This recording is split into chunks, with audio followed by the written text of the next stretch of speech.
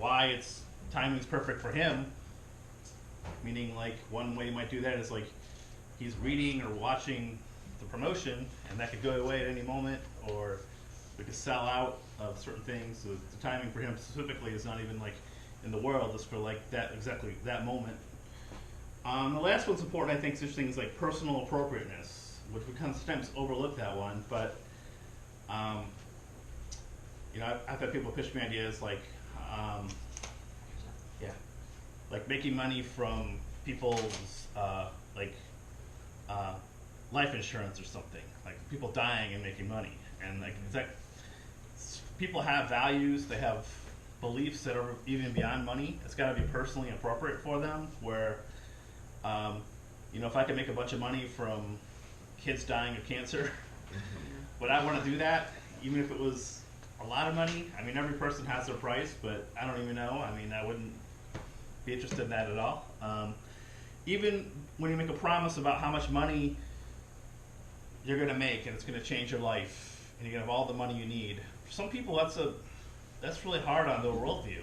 You know, that's why you want to say things like, you know, you can always donate some of the money to charity and be a good person, because a lot of people have maybe negative connotations of becoming rich. They don't want to become rich and be an asshole snob. They want to be rich and be a generous, nice person with a lot of money.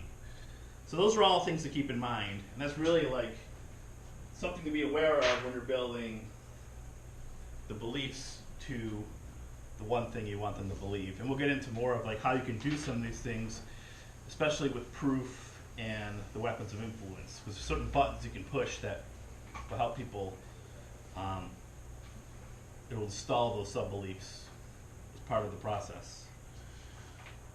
Okay, so looking at the beginning, the lead. The purpose of the lead is to stop the listener or viewer or reader from clicking out.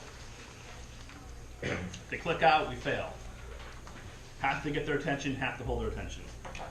Second is to, or next to, is to engage the prospect in getting them thinking. You can do that sometimes by asking questions in your lead.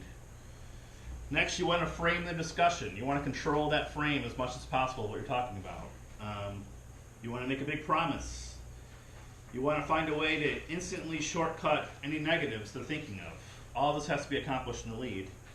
You want to create positive interest, not negative interest. That's tough to do sometimes if you're predicting like the end of the world, but you have to somehow have a little bit of hope in there, or people are just going to be too depressed to keep going, right? You need to establish who is talking to them and why they should care who's talking to them. Can you just briefly talk about framing the discussion? Yeah, so framing discussion means that you control what information you provide in the lead. So if there's some sort of negative about the investment idea that it's going to cost a lot of money or it's going to have a lot of volatility, a lot of risk, you don't need to put that in the lead. You want to frame it as positive as possible, meaning you control everything.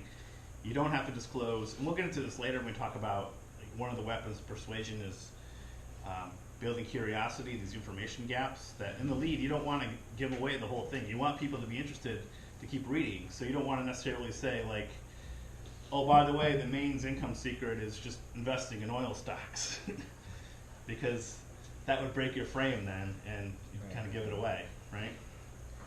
I mean, a frame, you can almost, it's a lot of NLP books, but the most simple thing is just think of like a frame through a camera in a movie. I mean, you're controlling everything they're seeing. Right. The middle. You want to stab and twist the knife a little bit. You want to set up some sort of painful problem, right? Money making, it could just be the fact that they never heard of this before, and that's been a problem because they couldn't make any money because they didn't know. You want to set up the solution, which is typically what we call the mechanism, or the thing that actually fulfill what you're promising. You want to keep them around. You want to keep them interested. You don't want them to feel disappointed or irritated. You want to tell stories in the middle. You want to get essential sequential agreement, that chain of belief, which I kind of talked a little bit with the Dan Kennedy list. You want to create emotional attachment, trust, desire. You want to raise and overcome doubts and objections. And we'll get to that when we get to copyboarding. That's a really great way to build the middle part of your promotion, is the technique we're going to teach you called copyboarding. You want to create a feeling of certainty by showing proof. We'll go over this in a couple weeks when we get to the proof section. You want to eliminate any alternative solutions, set up the offer, and you want to repeat the promise at least 1 to 3 pages. I know some promotions do it every page. I do it every page, but it doesn't always work that way because you don't want to be artificial about it. But you want to repeat that promise over and over again. And I don't know who brought that up, but is that you, Jimmy? Yeah, the fact that there are creative ways of doing that so you're not repetitive. As a way to imply a promise, as a way, if you show an example, a story of somebody doing it, that's repeating the promise. If you throw a chart that shows exactly what you promised on there as proof, that's a way of repeating the promise. And a lot of times you just repeat the promise, you can make a point and say, and that's why you can make 1,000% from doing this, or whatever the promise is. Okay, then we'll get to the close, the end. And you need some sort of bridge to get to the close. A lot of times you'll notice, maybe you start looking when you start analyzing the sales letter, how people actually make that transition from the big idea to the sales push. Sometimes they reintroduce themselves. Like my name again, in case you forgot, is Bob Smith, and I have a great opportunity for you to get exactly what I've been promising today. That's really horrible copy, but start studying those because that's really important in how you make that jump from the overall pitch to the specific kind of hard push sales pitch. You want to introduce the product. You want to establish urgency, scarcity. You want to build up the value of the offer. I got this from David Garfinkel. I think who got it from Gary Halbert, which is when you're building up the offer for whatever the value of the offer, you want to stomp their greed glands until they bleed. That's one way of thinking of it. You want to make a clearly understood, irresistible offer. And then this is very important, people miss this one. You want to command them to act now or else. Okay, and that's the basic universal template, in my opinion, for a good sales letter. As Joe mentioned, there's lots of sub versions of it that you can find. The Great Leads book, we'll go into some more too in a couple weeks.